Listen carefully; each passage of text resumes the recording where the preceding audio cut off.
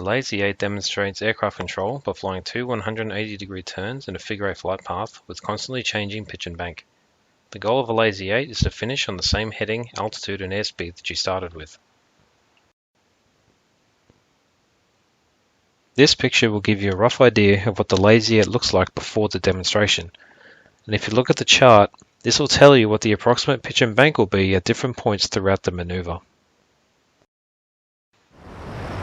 When preparing to fly the Lazy 8, you're going to be at a constant altitude, heading, airspeed and power setting initially. You'll need to be flying perpendicular to a long reference point such as a road or field, and this is what you'll be flying your Lazy 8 around. You'll also pick points that are outside the airplane at 45 and 90 and 135 degrees.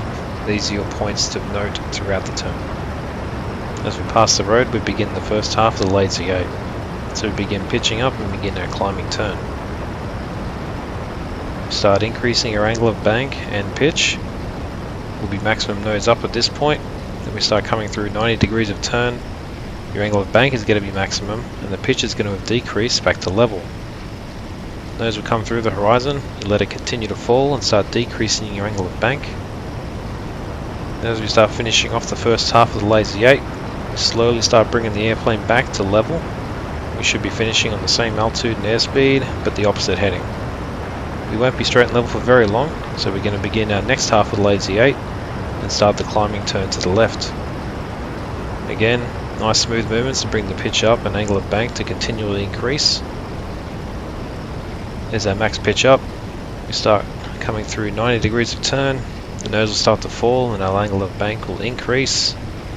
Nose goes through the horizon and continues to fall. We start decreasing the angle of bank. And once we start approaching 180 degrees of turn again to finish the Lazy 8, we should finish off on approximately the same heading, altitude and airspeed that we started with. When flying the Lazy 8, you're going to begin with a constant speed, altitude and heading and be perpendicular to a long road or other feature. Once you begin the Lazy 8, you're going to maintain a constant power setting and use visual references outside the airplane at different points as cues for your approximate pitch and bank.